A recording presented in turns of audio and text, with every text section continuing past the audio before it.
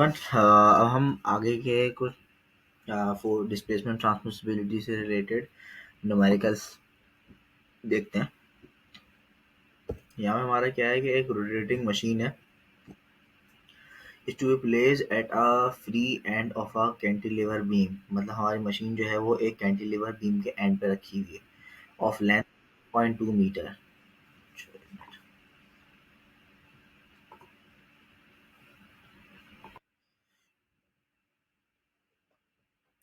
अच्छा, कंटिन्यू करते हैं कि उसको हमने कहाँ रखा हुआ है, एक बीम के एंड पे रखा हुआ है मशीन को। उसका वजन 50 kg है। अच्छा, फ्लेक्चरल स्टिफनेस दी हुई है हमें 20808 फ्लेक्चरल स्टिफनेस।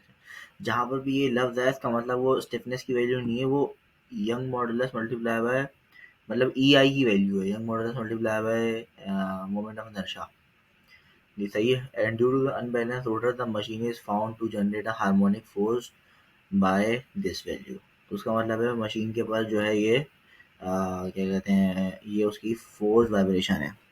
तो ये neglecting the mass and damping effect of beam, मतलब अनडैम्प कंडीशन है। Estimate the response of vibration being produce, also find frequency ratio. मतलब मुझे निकालना है डैम्पिंग रेशियो जीटा निकालना है और मुझे फ्रीक्वेंसी रेशियो निकालना है। अच्छा, इजी है। मैं यहाँ से 10 पाई टी से मैं बात समझ सकता हूँ कि मेरे पास ओमेगा की वैल्यू कितनी होगी, 10 होगी। सही है, क्योंकि यहाँ पर एफ टी का फॉर्मूला भी क्या होगा, F cos omega pi T होगा, ओमेगा टी होगा। तो ओमेगा की वैल्यू क्या होगी, 10 पाई। तो मेरे पास मैं अनडैम्प्ड कंडीशन के अंदर वाइब्रेशन का रिस्पॉन्स मैंने लिख दिया है x T x cos 10 pi T. सही है।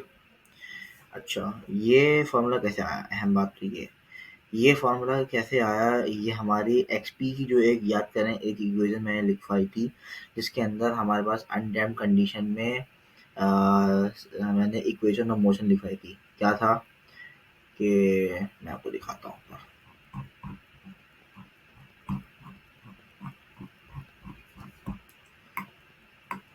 अनडैम्प्ड कंडीशन के अंदर ये वाली इक्वेशन इससे रिलेट करती है, जो लिखी है ना मैंने। ये एक्स का एक फॉर्मूला होता है, चाहे तो याद कर लें कि F O upon K minus M omega square, F O upon K minus M omega square. सही है। बेसिकली एक कैरेक्टरिस्टिक इक्वेशन रहती है। देखते हैं आगे।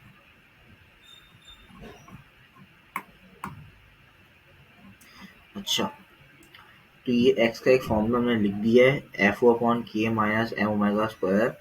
के का फॉर्मूला क्या होता है कैंटिलीवर बीम के लिए, 3 आई अपॉन एल क्यूब। के की जगह हमने ई आई मतलब 20808 लिखा हमने। एल हमारा 1.2 था, के को पुट कराया, ई आई को पुट कराया। बेसिकली हमने के यहाँ से आउटपुट निकाला है, ई आई और एल निकाल के। और इस के को हमने यहाँ रखा है, एफ ओ हमें क्या मालूम है, एफ ओ हम 100 रखेंगे मैक्सिमम। सही है। बेसिकली एफ टी की जो इक्वेशन होती है ना, वो क्या होती है, F T equals to F O cos omega T. तो ओमेगा 10 पाई है और एफ ओ क्या है, 100 है। सही है, तो हम 100 रखेंगे minus M omega square. M क्या है हमारे पास, उसको हम लेग कर रहे होंगे। अच्छा, थोड़ा सा कट गया ये, एक मिनट।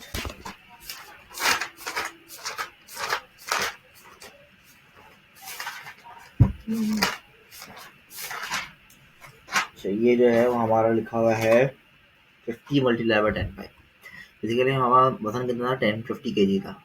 सही है। और 10 पाई कितना था हमारे पास, मतलब ये ओमेगा था। तो एम ओमेगा किया है ना, एम मल्टीप्लाई बाय ओमेगा का स्क्वायर है, M multiply by omega square किया हुआ है। तो हमारे पास फाइनल वैल्यू आई है -7.562 आई है। सही है। अब इसको हमने एक्स को एक्स की जगह पे रखा है यहाँ पर, और 10 बाई में 42 मालूम था। तो एक्स टी इक्वेशन कंप्लीट हो गई, X T will be equal to -7.65 to cos 10 pi T. ठीक है। अब उसने क्या बोला, हमें नेचुरल फ्रीक्वेंसी मतलब फ्रीक्वेंसी रेशियो निकालो। सही है। पहले फ्रीक्वेंसी रेशियो निकालो। फ्रीक्वेंसी रेशियो कैसे निकलेगा भाई, अच्छा उससे पहले हम देखते हैं, उसने हमें बोला जीटा निकालो। तो हम जीटा कैसे निकाल सकते हैं? डैम्पिंग रेशो कंट्रोलर नहीं निकाल। Estimate the response of vibration being also produced, neglect the mass anti-damping effect। damping effect निकालना, सॉरी जीरो था वो, damping effect जीरो था ना, तो जीरो हमारे पास जीरो है। तो हम यहाँ पे जो है ना फ्रीक्वेंसी रेशो निकालेंगे। फ्रीक्वेंसी रेशो कैसे निकालेंगे? जो हमारी अभी फ्रीक्वेंसी है यानी 10 पाई, सही है, उसको हम डिवाइड करेंगे नेचुरल फ्रीक्वेंसी से। नेचुरल फ्रीक्वेंसी क्या होती है? अंडर रूट के अपॉन एम। के की वैल्यू हमने निकाली है, एम हमारा 50 है, सही है। अंडर रूट के फॉर्म से ओमेगा एन हम कमिट किया, ओमेगा अपॉन ओमेगा एन से हमारे पास फ्रीक्वेंसी रेशो आ गया 1.168। ये हमारे पास एक सवाल मुकम्मल हो गया। फिर सवाल नंबर 2 हमारे पास क्या बोलता है कि एक हमारे पास 82 kg का मशीन टूल है जो कि mounted on an elastic foundation, सही है। An An experiment is run to determine the stiffness and damping properties of the foundation.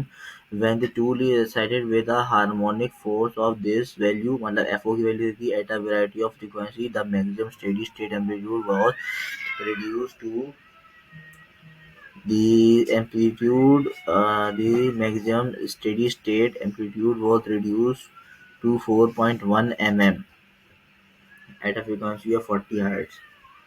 अच्छा, ये हमारे पास क्या है? 4.1 हमारे पास। 4.1 जो है ना बेसिकली हमारे पास क्या है? एक्स मैक्स की वैल्यू है। अच्छा, एक्स मैक्स की वैल्यू क्यों है?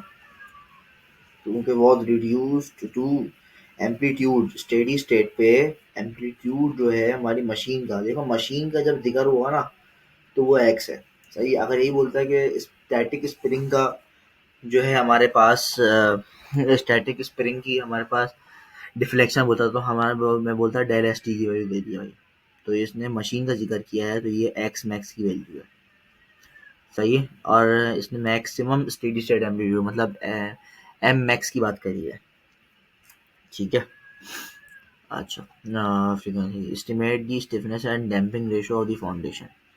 ये क्या बोल रहा है कि हमें क्या निकालना है कि स्टिफनेस और डैम्पिंग रेशियो जीटा निकालना है। बेसिकली हमारे पास मैक्सिमम की कंडीशन क्या होती थी? डिवाइस करने 1/2 zeta under root 1 minus zeta square.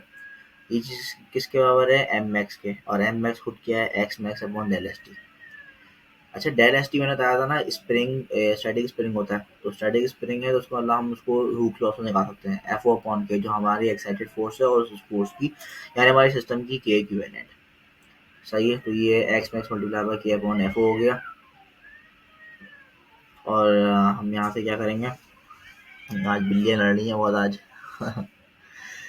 Also omega N square. अच्छा, हमें यहाँ पे क्या मालूम है? हमारे पास एक फ्रीक्वेंसी मौजूद है, सही है। तो ये हमारी नेचुरल फ्रीक्वेंसी तो नहीं है, तो ए अपॉन एम। अच्छा, तो यहाँ से अननोन हमारे पास यहाँ पे जीटा है अभी सिर्फ, सही है। और एक्स मैक्स मुझे मालूम हो गया है, एफ ओ मुझे मालूम है, के अननोन है, सही है। तो के को मैं रिप्लेस कराऊंगा in the form of omega N. तो ओमेगा एन का स्क्वायर किसका होता है? के मल्टीप्लाई में एम, के अपॉन एम। तो मास ओमेगा एन स्क्वायर से मल्टीप्लाई होगा तो के की वैल्यू आएगी हमारे पास एम ओमेगा एन का square x max upon F होता है, ठीक है। मतलब ये वही एक के की जगह की वैल्यू रखी है। फिर क्या हो गया? उन्होंने बोला कि we know that omega N square in the form of zeta क्या होता है, सही। Omega N square in the form of zeta.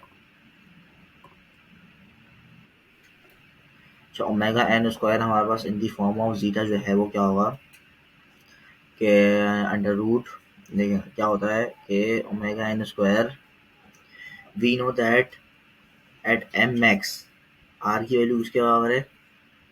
Under root 1 minus 2 zeta square के बराबर है, सही है। ये हमने ग्राफ में देखी सारी चीज़ें। मतलब मैक्सिमम कंडीशन में हमारी दो प्रॉपर्टीज रहेंगी, एक तो इक्वेशन ये, एक इक्वेशन ये रहेगी फॉर आर, एक इक्वेशन रहेगी फॉर एम मैक्स। सही है। अब देखें एम मैक्स की हम कंडीशन इस्तेमाल कर चुके हैं, अब आर के लिए इस्तेमाल करेंगे, सही है। तो मुझे मालूम है कि R is equal to under root 1 minus 2 zeta का स्क्वायर,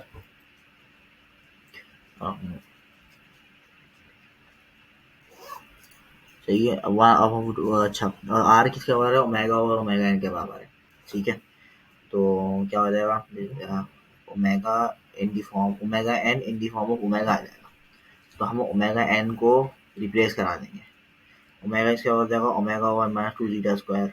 अब मुझे ओमेगा मालूम है कि ओमेगा, हाँ, मेरी जो सिस्टम की जो मेरा अभी जो रनिंग फ्रीक्वेंसी है 40 हर्ट्ज।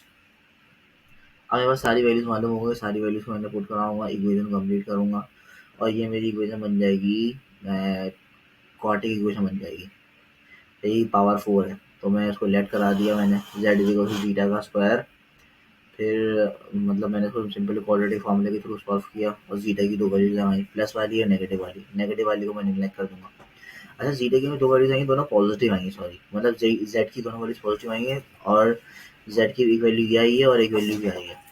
सही है। तो हमें पीक कब मिलती है? हमें पीक जो है ना 0.7071 से कम पे मिलती है, तो हम 0.1816 से सेलेक्ट कर लेंगे। सही है। अब जीटा की वैल्यू हो गई हमारी कंप्लीट। अब उसने क्या बोला हुआ कि डैम्पिंग रेशो हो गया। अब स्टिफनेस कैसे निकालेंगे भाई? हमारे पास ये फॉर्मूला था जिसको हमने के को रिप्लेस किया था। सही है। तो अब हमारे पास जीटा मौजूद है, हम यहाँ से सिंपली के निकाल सकते हैं। अगर हम चाहें तो हम पहले जीटा की मदद से ओमेगा एन निकाल लें या ओमेगा एन की मदद से फिर के निकाल लें। एक बात देखिए, सही है, तो उसमें दोबारा हमने जो है दोबारा के को उसी फॉर्मूले पर करके निकाल लिया। अच्छा, डैम्पिंग कॉन्स्टेंट निकालने बोला ना, तो हम क्या करेंगे, सी अपॉन सी सी, ये तो रूल है ना, ये तो फॉर्मूला है, रेशो होता है ना डैम्पर का ratio, damping coefficient divided by critical damping coefficient. ठीक है। तो यहाँ से हमारे पास ये सी के लिए आ गया, यहाँ पर डिस्प्लेसमेंट ट्रांसमिसिबिलिटी का टॉपिक कंप्लीट हो गया।